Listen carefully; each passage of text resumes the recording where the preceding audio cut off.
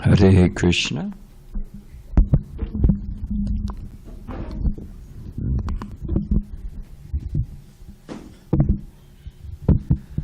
So just to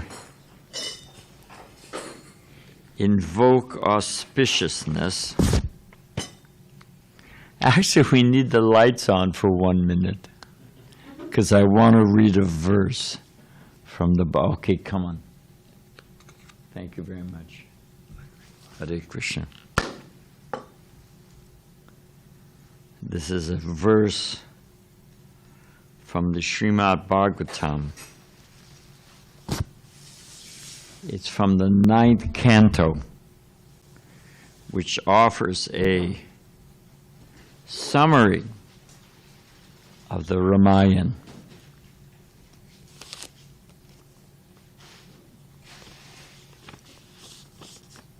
Everything's in the Bhagavatam.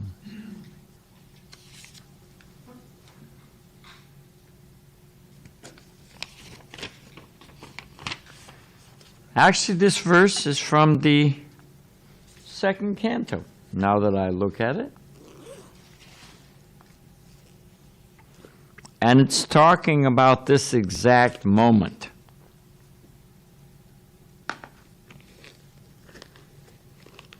Just give me a moment here.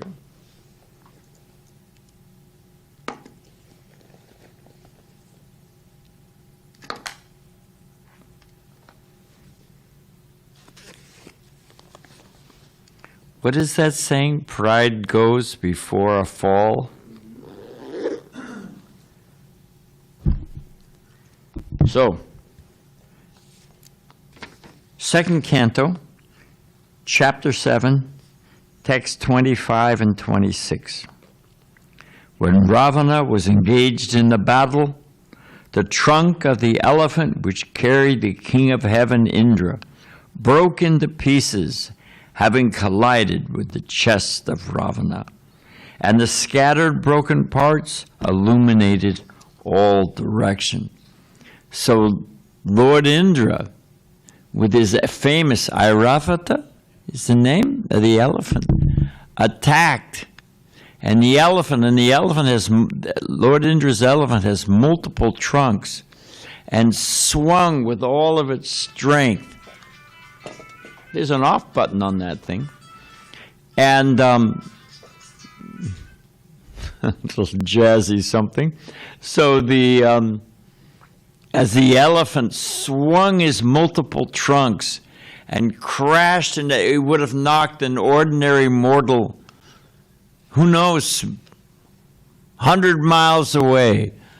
Ravana just puffed up his chest and it smashed into pieces. So that's the scene.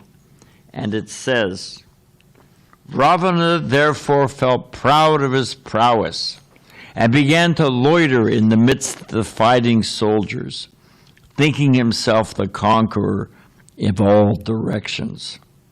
But his laughter, overtaken by joy, along with his very life air, suddenly ceased with the tingling sound of the bow of Ramchandra.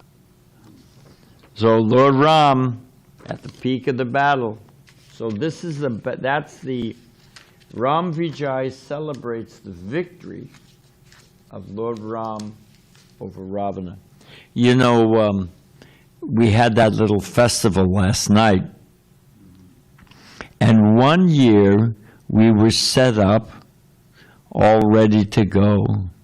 And it turns out that the City Parks Department had made a mistake and issued a dual permit. And the other group that had the permit for our exact same spot was the Young Republicans. And they were we're chanting Hare Krishna, dressed as devotees. They're all dressed as conservative preppies. And there was some tussle over who got to have the spot. And Dharma Setu, saintly Dharma Setu, they asked, what is this all about anyway? And this was right in the middle of 9/11 and all that stuff.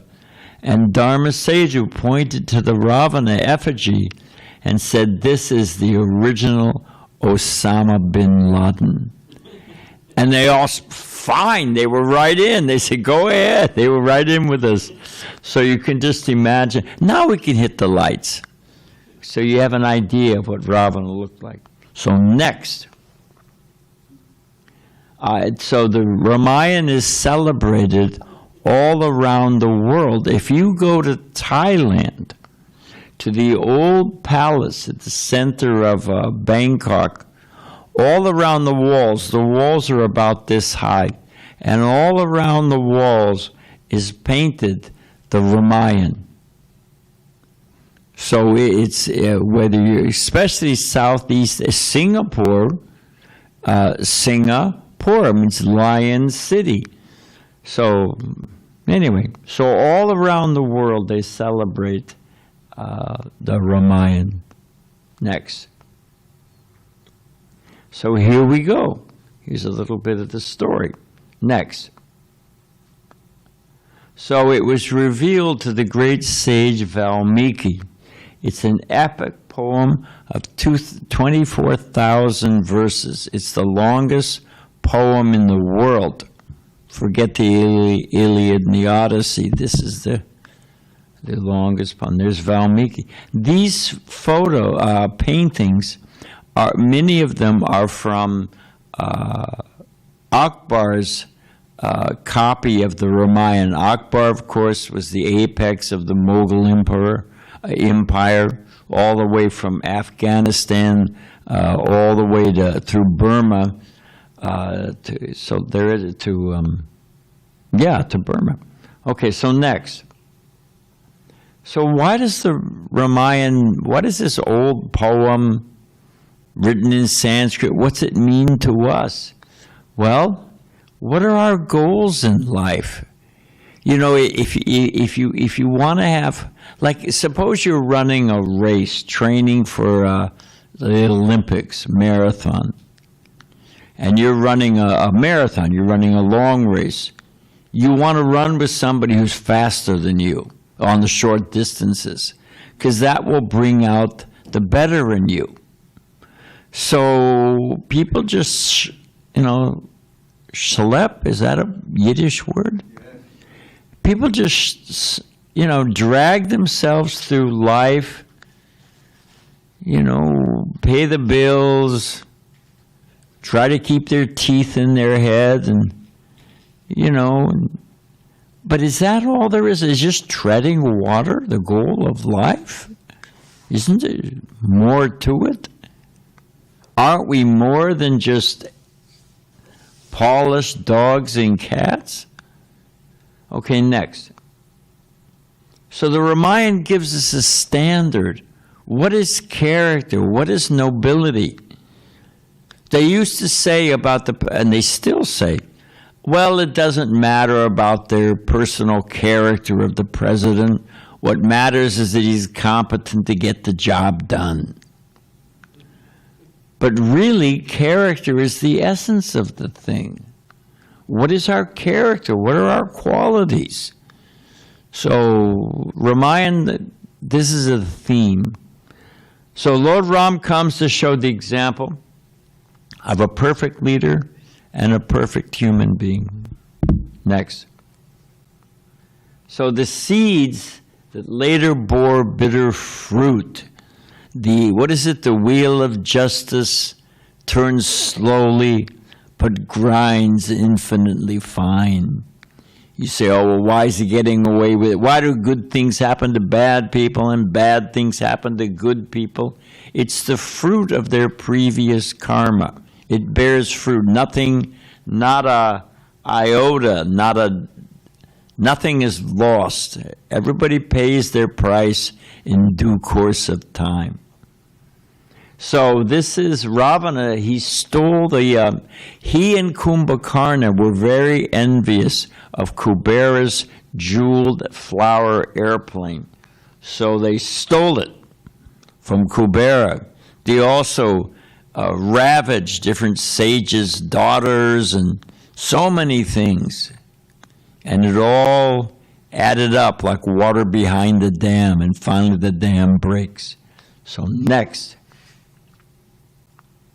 So Dasarath, who the father of Lord Ram, he was hunting in the forest.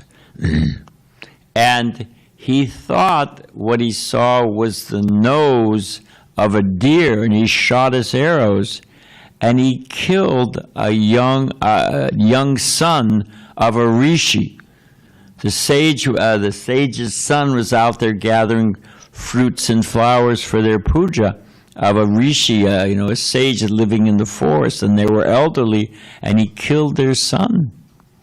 So here he is trying to apologize to the sage, and he was cursed by the blind hermit that, as you've lost your son when you most needed him, you've taken our son when we most needed him, you will lose your son.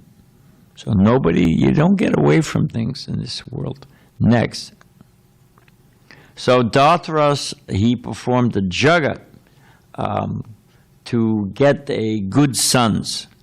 And this is I don't know if you can see this is the Jagapurush coming out of the fire ceremony, and he's carrying a pot, and he gave of amrita, of nectar. So Dasarath gave a little bit to each of his wives, and they each had a noble son. So as I was saying, this is from Akbar's in 1588. Okay, next. So as Dravida Prabhu explained yesterday, I have it down that she had 3 boons, but I guess it's 2. She managed when Dasarath was knocked unconscious on a battlefield, she managed to get him off the battlefield, saved his life. So he gave her a benediction. She said, I'll take it later on. So I don't know if it mentions here, and I don't want to go into all the details, but you read these, they're meant to be read like a cartoon strip. There's several different events in one painting. And what this is that here she is sulking, and then here she's explaining why she was upset. And this is Dasarath. And she was concerned that her wicked servant had planted in her head, careful who we listen to, had planted in her head that actually Bharat was being sent away so that he could be banished, and this is not auspicious that Ram's being put in charge. It's all a plot against your son Bharat. And in this way she finally claimed her boons. She said, I want Bharat, I want Ram banished, I want different things. So next. So maybe a little hard to see, but these are different events. This is a whole, here's Lakshman out hunting in the forest to protect them. Here they are offering respects and cooking. So these are all, here's Sita in her little hut. So these are all different scenes of the forest. So even though they were banished, what is it that the cities, a brothel or a bar is in the mode of ignorance. A city's in the mode of passion. And living in the country is in the mode of goodness. So they were very happy actually out in the forest. It's not our consciousness is what determines our happiness, not our conditions. People are always trying to get the right conditions. I was explaining last night, I got to have good health. I got to have plenty of money. I got to be with the right people. Got to be in the right place. So all of those factors have to be aligned. My mind has to be peaceful. You can be in heaven, but if your mind is in hell, that's where you'll be living. So this whole idea, we've just been sold a bill of goods. We've been cheated. We've been told, because we're being exploited at every moment. You got some of the smartest people in the world, and they're figuring out how to separate you from your hard-earned money. Or if you just get this, why does what does a beautiful girl, materially beautiful, half-dressed, draped over a car, got to do? What does that got to do with the quality of the car? Shouldn't they have some nerd there with a pocket protector saying, oh, the engine does this and this and that, and it's saved the...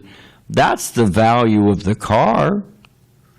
But they just drape some beautiful woman in this subliminal, not too subliminal messages. Hey, you've been rejected all of your life. Everybody's treated you like a nerd and a loser. You just get this, and it's got to be red. You just get this red convertible, and you'll get this beautiful girl. I mean, that's as blatant as it could be. But it's all, we've been duped. We've been hosed. We've been cheated. You just get the right conditions. Just buy this, and you'll be happy. But it's got nothing to do with happiness. Next. So simple living and high thinking proper like this. You'll notice they're all dressed in leaf and bark and leaf headlight. This is forest life of the sages. Next. So they spent their time going to different holy tirthas, holy places, visiting sages. They had a great time. So here they are. You see the forest sages, and they're Lakshman, Hanuman, Lakshman, Sita, and Ram. But there was you never get the idea that I'm going to... Ramaswara said to Prabhupada, Prabhupada, we're trying to serve Krishna, and things are going smoothly. Then all of a sudden there's a disturbance. Why doesn't Krishna help us? Why do these problems come? And Prabhupada laughed. Prabhupada said, actually, the status of this world is constantly chaos, confusion, disturbances. That's the default mode of this world. And by Krishna's grace, things go on smoothly for a while. We think that the default mode of this world is things should go smoothly and everything should work out according to my plan. Dream on. That's not what this world is for. But by Krishna's grace, things go on smoothly for the devotees. So next. So Maricha was sent, this is the golden deer that was sent to distract Lord Ram and lead him away from Sita. Next. So while Ram is out chasing down the golden deer, Marichi, this mystic shapeshifter, took the form of a jeweled golden deer. Ravana, disguised as a sannyasi. All that glitters is not gold.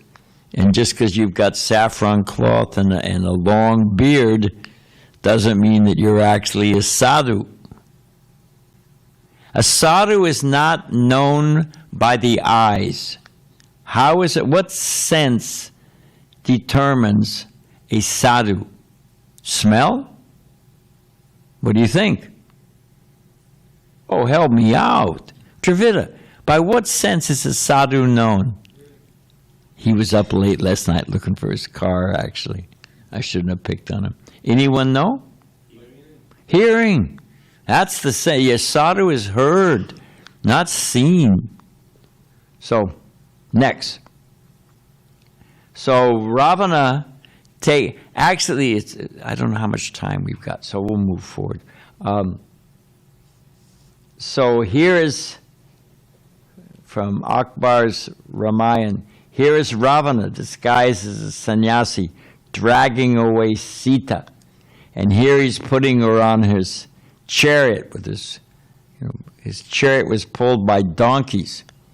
And the Jatayu, who was a cousin of Garuda, Jatayu one of the king of the birds attacked, and he's trying to save Sita, but he was killed by Ravana. Next. And Sita, Prabhupada talks about Rukmini and how she was very intelligent, how to get a message to Krishna, that she was about to be married to, who was it? Shishupal? I don't think so. Rukmini. It was Shishupal? Yeah, and her brother was Rukma. So so she was very clever. They're trained in these, in the arts of the princesses and princes. So even as she was being taken away by Ravan, she was tearing off pieces of cloth and jewelry to leave a trail, so that Ram could find her. So here is Ram coming back, finds the ashram empty. He's searching the forest, and here they find the wounded Jatayu, and with this last breath, he tells them what happened, that she was stolen by Ravana. Next. So they're searching so many things. They traveled into the land of the monkeys, monkey soldiers, what is it called? Vanaras, yeah, the land of the Vanaras. So their, prowess, effulgent, marching through Ram and Lakshman. So Hanuman was sent by King Sugriva. Go check them out. Find out where they're at. What are they? Why are they here? What are they doing? So this is Hanuman meeting Lakshman and Ram for the first time. He was disguised as a mendicant. Oh, what brings you to our forest? Why? And when they heard of Lord Ram's, of course, Hanuman's the eternal servant of Lord Ram, so immediately he committed to helping. Next. So King Sugriva, the king of the monkeys, he had collected these items that Sita had dropped. And he gave those to Lord Ram and say, this is the trail, they were heading to the south. This is, and Prabhupada says that marriage means difficulty. We had a brahmachari, let this be a lesson for you brahmacharis. We had this nice brahmachari in Detroit, and his mother was very upset that he was a brahmachari. And he said, the mother said, don't you know that a wife takes out all the bumps in the road of life? So the wife makes it very comfortable and smooth, and all the bumps in the road of life are removed. Now, we had a bhakta here that I was shaving him up, and he had all these bumps out of the road of life. He had his whole marital history in bumps on his head. When I shaved him up, he said, this is where my first wife hit me with a golf club. It's true. This is where my second wife hit me with an iron for ironing. This is where my third wife slammed my head in the car door. I don't know how you even do that, but so they don't really take out the bumps in the road of life. And even if you're pious and act properly, anyone who lives long enough will have difficulty. What is the name, other than Dravida, who knows the name for the goddess of fortune, which means what? Anyone know? Her name is Chanchala, which means, anybody know? Hey, help me out here. Nobody knows the nature of the goddess. You know, I said, except for Dravida. Oh. Sorry about that, Prabhu. Sorry to be my cantankerous self. So what does it mean that the goddess of fortune is known as Chanchala? Who said it? Ram. I have to knock Ram out of the game too. It means flickering, temporary, moving this way and that. So the goddess of fortune does not, she always stays on the chest of Lord Vishnu as that little mark of hair. But other than leaving, but that's where she's always, but for us, right through our fingers. So next. So this is Sugriva giving Sita the jewels. And even though they're monkeys, see, here's the king, he's got a crown. Here's Hanuman, the rest of the retinue of monkeys. Here they're giving, here's what we gathered from Sita. They're showing the direction that she went. Lord Ram's still decorated with forest flowers and leaves and things. But the people should be judged by character. Not the, their dress. What is that? There used to be a line, you might look cute in a tie and a suit, but one thing you can't hide is when you're crippled inside. So that's one for you, Dravida Prabhu. But so, what is somebody's character? Krishna says about Chatur Varnamayasristam Guna Karma Vibhagasa, that he creates the 4 Varnas and 4 ashrams. They come from Krishna. But what are the qualities that determine your station in social status? It's not birth. It never says janma. This whole idea of caste by birth has completely spoiled the varnashram dharma. It's actually your qualities, your guna and karma.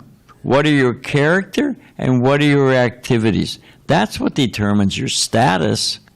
So even though they were monkeys, in the form of monkeys, they were great devotees. Next. So here they are searching for Sita.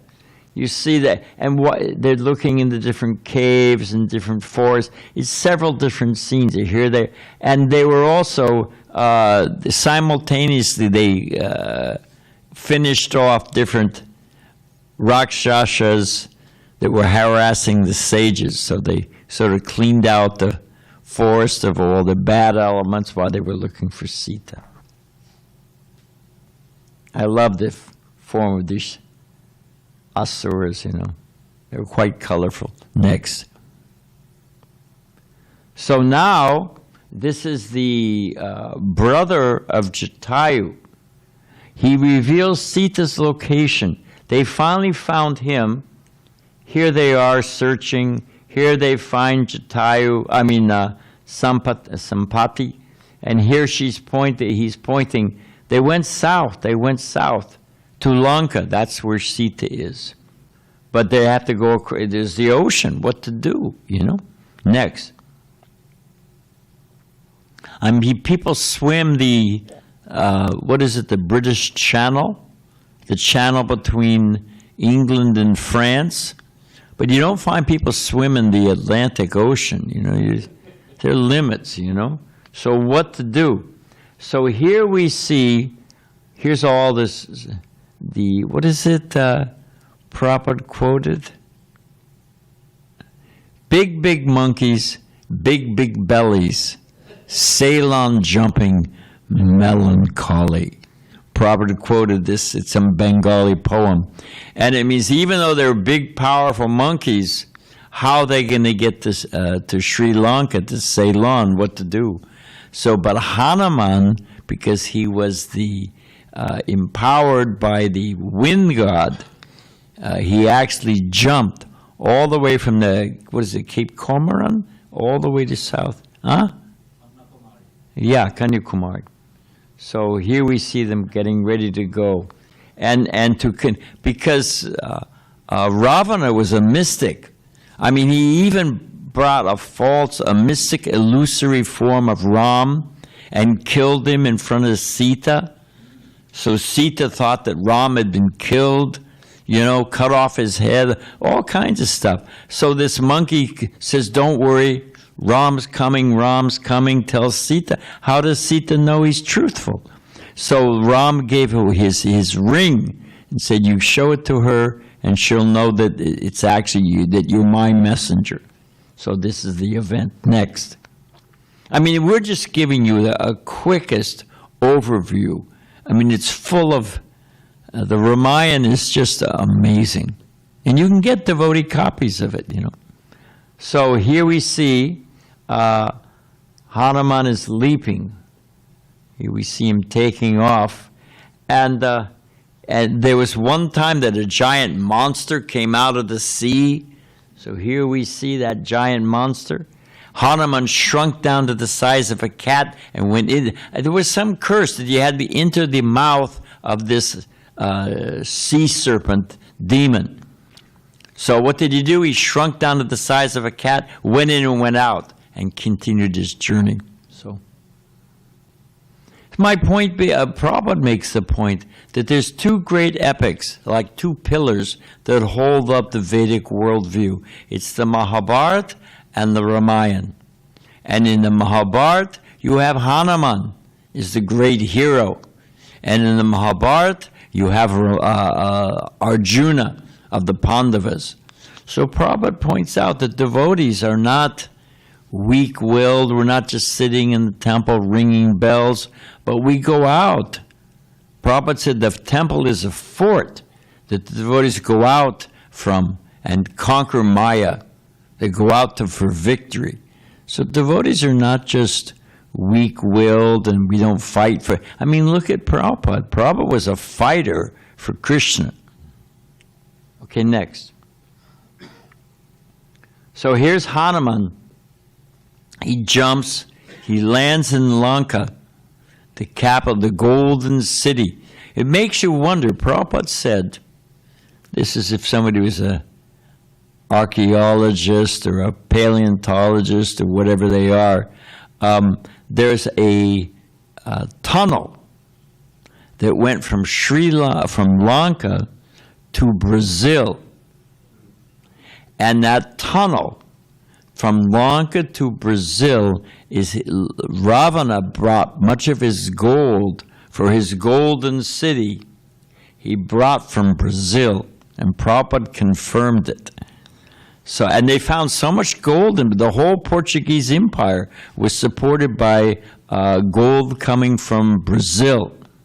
And it makes you wonder, they were looking for El Cordoba, which was the golden city.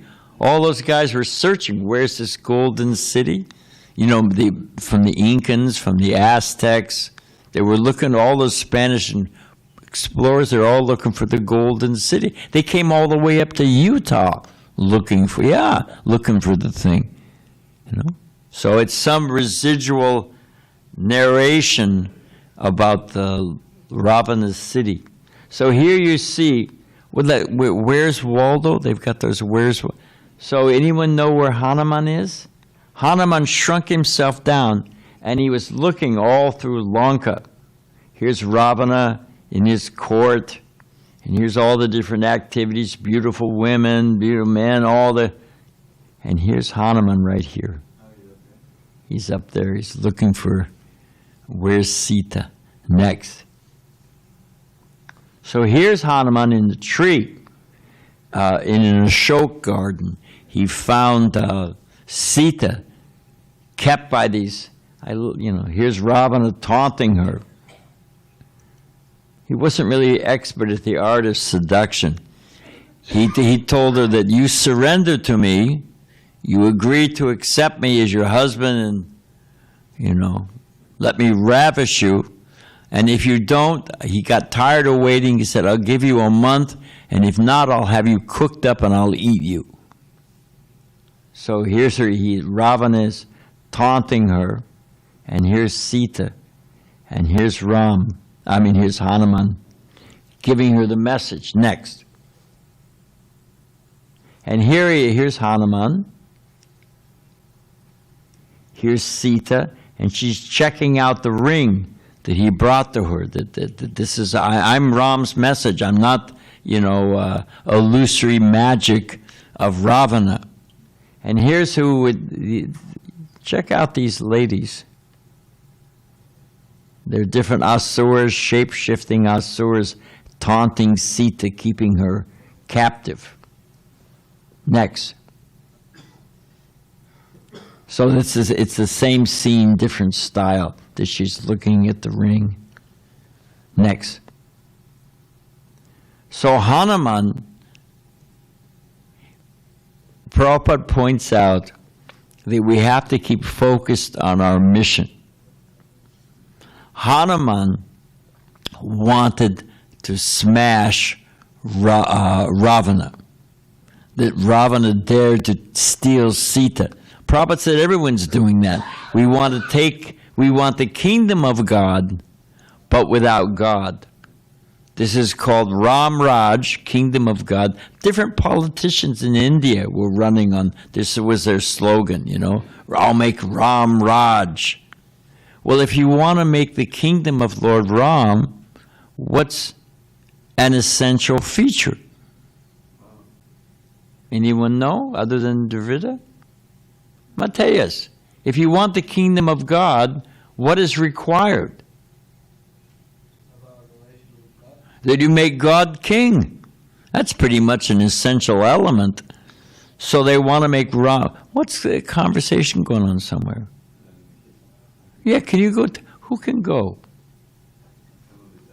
Yeah, you can. Well, will they listen to you?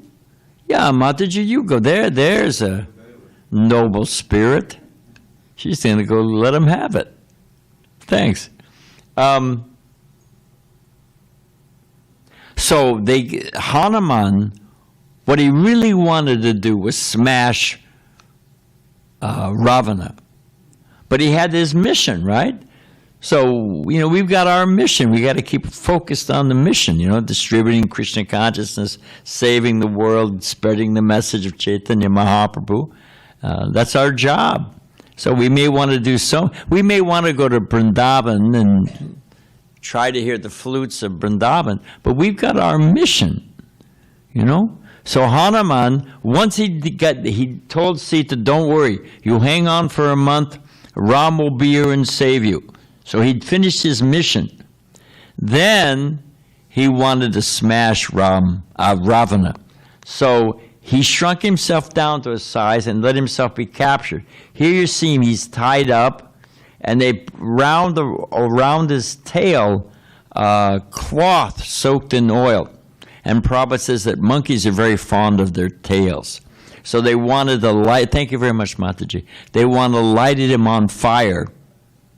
And still they're talking. Oh, I don't think it was the kitchen. The kitchen, they were just listening. Oh, it's going upstairs. That'll have to be something. Yeah, that'll have to be someone else. It's all right. We'll tolerate. So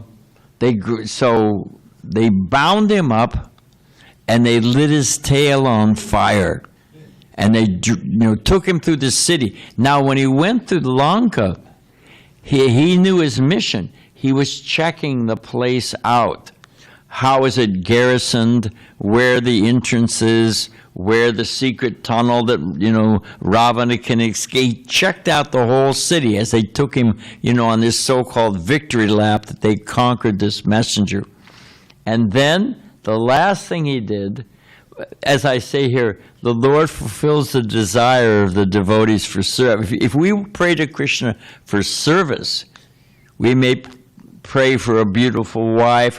What is it? Om Jagadish Hari, give me a new car and a house by the sea. Or as they pray, God give us this day our daily bread. Prabhupada said that's love of bread. That's not love of Krishna, love of God. So if we pray for service, Krishna will fulfill our desire more than we can imagine. So Hanuman wanted to smash Lanka. He let himself be captured. They took him to the city. He checked out the whole thing. And then the last thing Hanuman did was expanded to huge size. Remember, they've got his tail on fire. And he went all through the city and left the whole place in flames. Lanka's burning. And Hanuman jumped to giant size, victory to Ram, and jumped back to where Ram was back on the mainland of India. So it's quite dramatic. Next. So here it is once again. Here's tail on fire, the whole city's in flames, and he jumps back to meet Lord Ram and say that I found Sita and like that. Okay, next. Now here they are coming back. This is check out how he looks. This is Ravana's grandfather-in-law. He got so much instruction.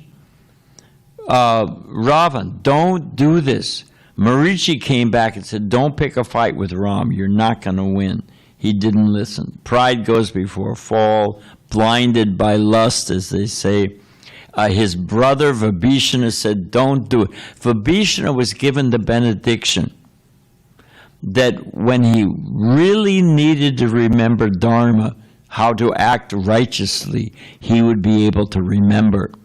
So when they got into this war with Ravan and against Ram, he was getting all kinds of good advice.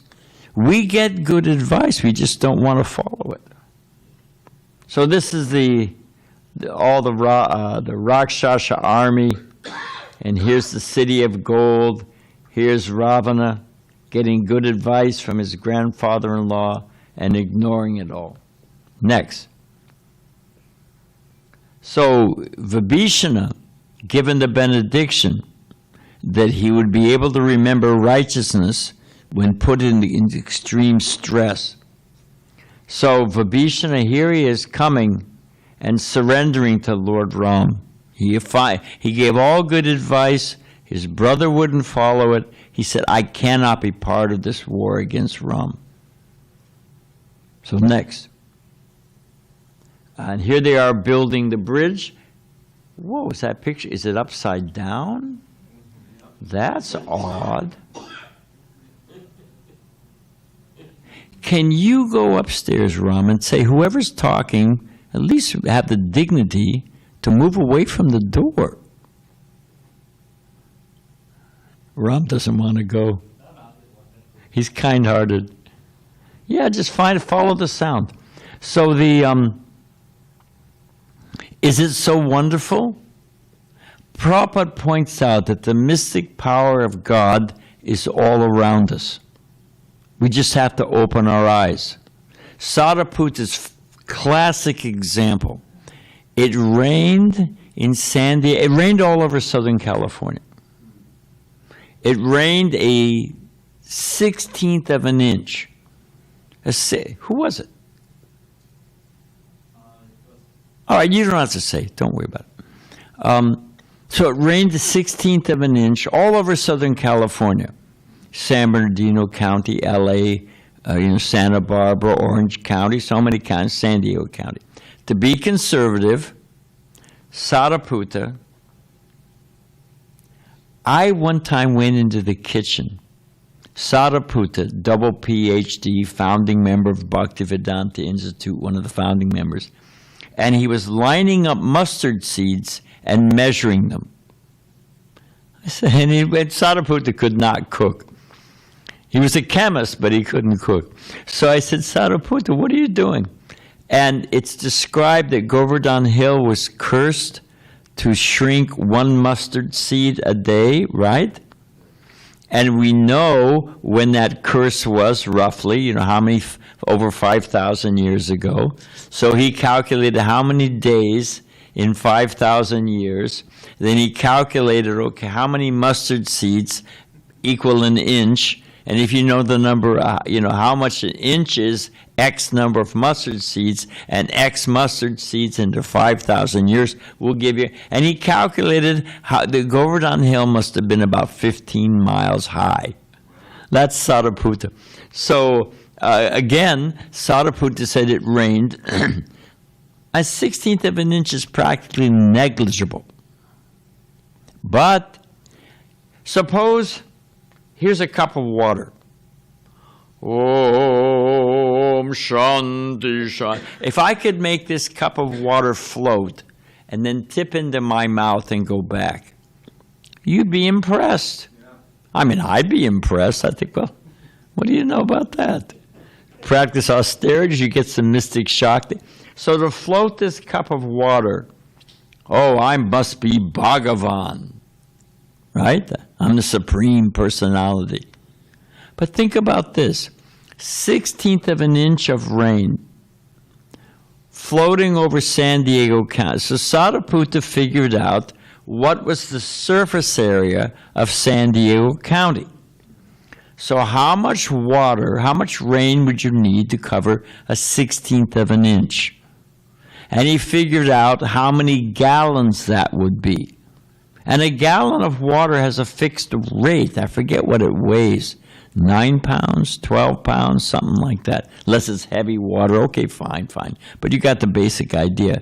So Sariputta figured out it would take billions, with a B, billions of tons of water just to cover San Diego County a 1/16 of an inch. And Krishna's just floating it in the sky. It's just floating, and, by Vayu, he blows it wherever he wants it. It's completely mystical. How? I float a glass of water, and everybody's impressed. But what about the Supreme Personality of Godhead via his agents is floating water in clouds? It's a mystical thing. So, planets are floating in the sky. So to float a bridge, they wrote Hare Ram on each stone, and it would float. But Krishna's floating unlimited planets. That's mystical. So the mystic power of God is all around us if we just opened our eyes to see. Okay, next. So Bhavagrihi Janardanam. This is one of my favorite sutras. And it means Krishna's in the heart of every living entity, and he knows our mood.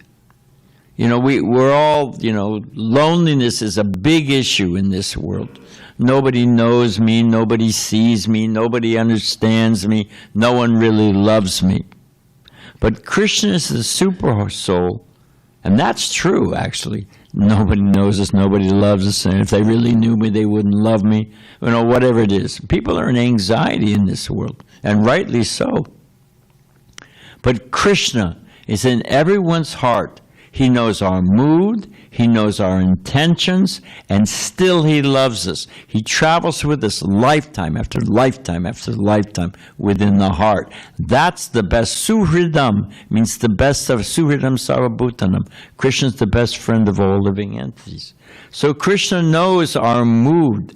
So the Hanuman is throwing these giant boulders into the ocean, writing Lord Ram's name, and they're floating in the ocean for the bridge from India over to Lanka.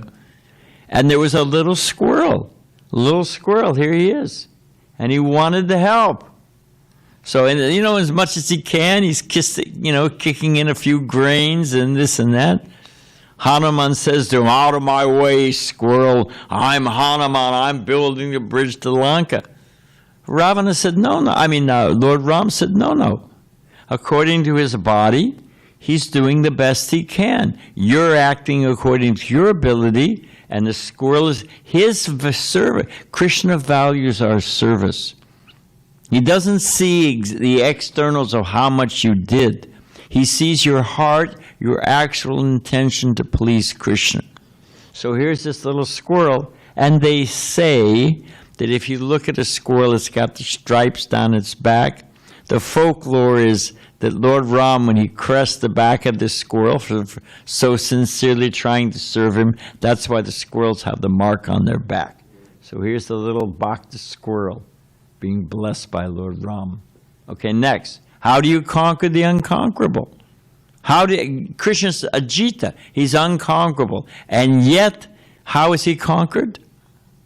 You got what the hey? I don't know how much time. We'll tell it some other time. Okay, so here's Ravana's army. Check out these guys. They had jackals barking flames. That's the ultimate inauspiciousness, that this is not going to work for you. Okay, next. And here they are, coming across a stone bridge. This is Vibhishana, who had the mystic power to fly in the sky. So here's Vibhishana, and they're attacking Lanka. Some of the monkey soldiers decided to swim, so they're all enthusiastic to attack Lanka. Next. And here's Ram and Lakshman. They also had bears They were armed with tree trunks, rocks, you know. And Indrajit, Ravana's son, was all mystic powers and this and that. So you may have all material opulence and have your plan. But Krishna empowers his devotees. Devotees have mystic power. Prabhupada was always very proud of saying, I did not show any magic. He didn't make, who says Sai Baba? Is Sai Baba dead now? Thank heaven. I'll say it. You know, he used to make a little plastic, you know, jewel with his picture inside, or make a little, you know, a few, you know, chips of gold. Oh, he's Bhagavan. Prabhupada say, what about the manufacture of gold mines all over the world? That's Krishna. You make a little spark of gold, or a big deal, you know. So devotees, even though the monkey and bear soldiers were armed with tree trunks and rocks, and Ravana's soldiers had all mystic powers, who was victorious? Help me out. The devotees of Lord Ram or Ravana? With all their abilities and mystic power, who was victorious in this battle? Yeah, devotees of Lord Ram. Krishna helps his devotees. And Krishna is the master. How has this movement spread all over the world? But we're going to go a few minutes over. It's all right. Prabhupada was speaking in Detroit. I was there. I forget the year. I'm thinking it was probably 1975. It's a whole story.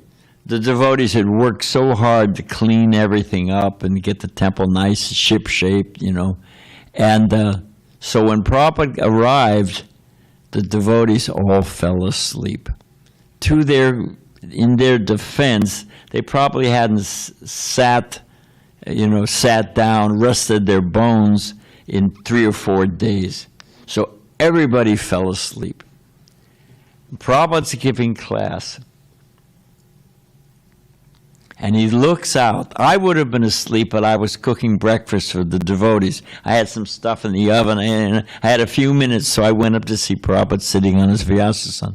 And it was like somebody had sprinkled pixie dust. Sannyasis, householders were leaning against each other. Everybody was asleep, practically speaking. And Prabhupada said, it's a whole story. He was explaining causeless mercy. And Prabhupada said, this movement is going on by the mercy of Krishna alone. And he looked over his glasses at all the devotees sound asleep. And he said to himself, that is a fact. So this movement is going on by the mist. How is it possible? Prabhupada arrived and, you know, dogs run free, so why can't we? And against the war in Vietnam, and long-haired and free sex. Prabhupada's saying, you know, here's Bhagavad Gita spoken on a battlefield, shave up, no illicit sex. I mean, going against the tide. And the movement spread all over the world. It's an amazing thing. Okay, so we just take shelter of Krishna, and we depend on Krishna. Trilateral Commission, UFO, aliens, poisoning our food, chemtrails in the sky. I mean, there's so many conspiracies. Some are true, some are not. We'll never unwind it and get to the bottom of it. You'll never figure it out. You'll never, you know.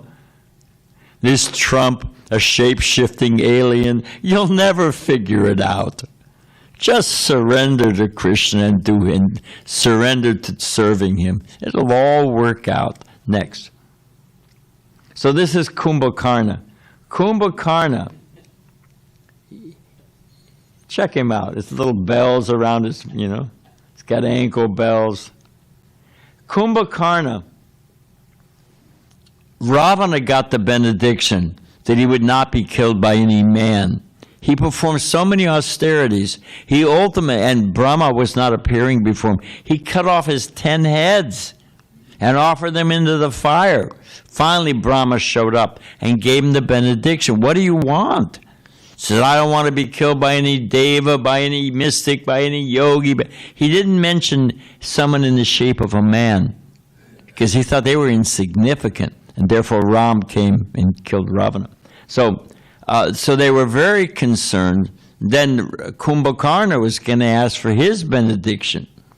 And Kumbhakarna meant to ask that there's no devas. But under the instruction of Lord Brahma, the goddess of fortune bewildered him. And what he asked for was for sleep. So here he was given the benediction to sleep for 6 months. And he would wake up with a voracious appetite. So next. This is Kumbhakarna being awakened. They took an army of elephants, all the soldiers pounding on drums and cymbals and walking over his stomach.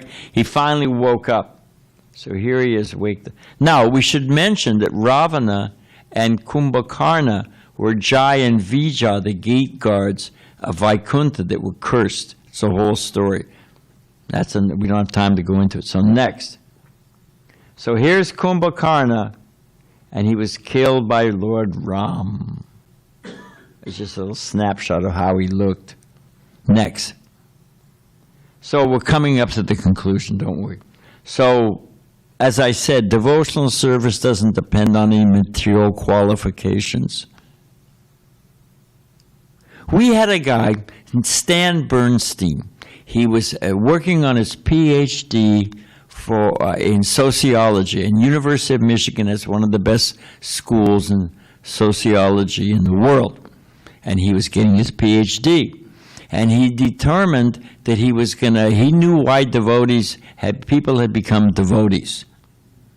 They took a lot of LSD, and they were counterculture raised on Dr. Spock's book, Let Your Kid. So, but still they wanted form. So then they were a Christian idea of a God in heaven. So all these ideas, he had this theory, why people became devotees, based on their sociological experiences. And he set out to study why, and he had a theory. Because you have a hypothesis, you look at the data into the field, proves the hypothesis, and therefore you have a conclusion. So that he traveled, he went to New Zealand, he went all over the place. And I met him 18 months later. There's no pattern. You got high school, kindergarten dropouts. I took a devotee out on Sankirtan one time. I said, look, I'll do this spot. You do the spot across the street. He said, I can't do that. I can't do that spot. I said, I was thinking, why? He was too shy or wasn't, He said, no, I robbed that 7-Eleven. So I can't do that part. He was a criminal. He went to jail. Gunu Garmash got him out of jail. So his name was Prahlad something. I forget his name. But anyway, so be that as it may, all kinds, and you've got Sariputta with a double PhD, statistics and theoretical physics from Cornell, and Sunny Binghamton. But somehow or other, we all became devotees because Krishna's directing the wanderings in the heart. There's no material pattern. Okay, next.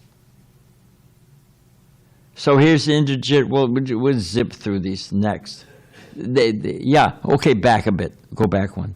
So this is Indrajit, Ravana's son, who had a snake weapon. And with his snake weapon, he bound up Lakshman, knocked him unconscious and bound him up. So what to do? The only thing that could revive him was an herb that grew in the Himalayas on a particular mountain. So Hanuman, took off immediately. Forgot to ask where the mountain was, which herb it was. He was so utsaha, so enthusiastic. So next. So he took the whole, well, what to do? Which herb is it? All right, ripped up the whole mountain and flew back with the mountain. This is what it means to be in the mood of Hanuman, enthusiastic. Utsaha means enthusiasm. So here's Hanuman carrying the whole mountain with all the different herbs. Next. So it worked. It revived him. Yeah, so this is Hanuman.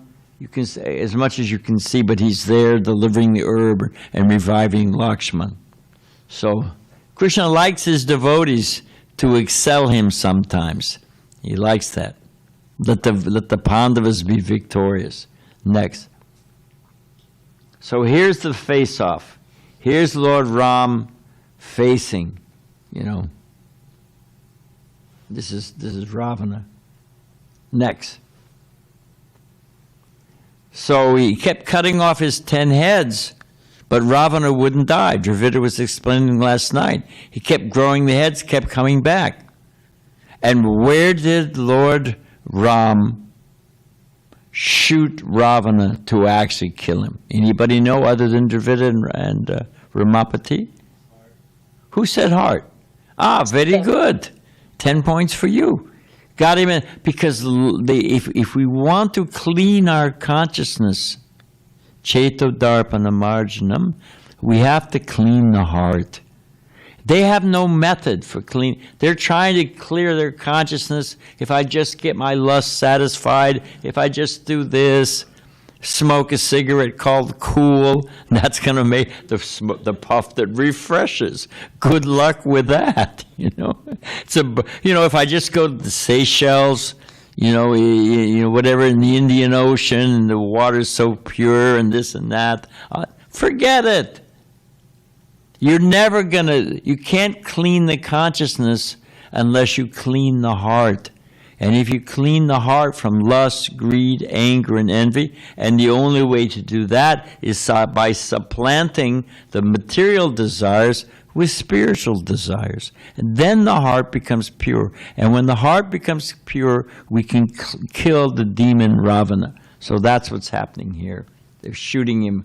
Here's Lord Ram shooting Ravana right in the heart. Okay, next. We're almost done. And that verse I read. Next. So Vibhishana was enthroned. We talked about, Ravana was killed. The pious brother was brought back and put in charge of the kingdom. This is Vibhishana being put on the throne. Next. And this is Sita and Lakshman and Hanuman in the flower airplane flying back to Ayodhya. After his 14 years of exile and killing Ravana and saving Sita. So here's all the inhabitants of Ayodhya welcoming him back. And this is, as Dravida Prabhu said yesterday, Diwali's coming up when they decorate the temple with candles. Prabhupada said we should celebrate Diwali. Here's a letter from him. And you decorate with candles. And those candles are to show, like a landing zone, when the plane is coming in the fog, there's the lights there that show the landing. So they decorated Ayodhya with lights so that Lord Ram could find it and to welcome him back. So that's one of the meanings of the festival, Diwali. Next. So I think, we'll be quick. Now Sita, the real Sita was not stolen. That was a false Sita that was given to Ravana. And the real Sita was kept safe by the Agni, the fire god. So anyway, I think let's just skip to the end because I don't want to, we're out of time here. So here's the real Sita coming out of the fire, being returned to Ram. Next. And it's the same scene. Here's Agni Dev. Well, this died. So here's Agni returning Sita. This is all the demigods offering their prayers to seeing Sita return to Ram. Next. So this is the coronation of Ram. All the devas offering some present. Next. And here, that's the end. So the fact that, what happened? So all the different devas, Sita, so many things, Janaka there. that we should understand this basic principle, and we'll end here. That basic principle. Does anyone here search out suffering? I don't want to out any closet masochists here, but anybody seek suffering? No, we're all looking for happiness, isn't it?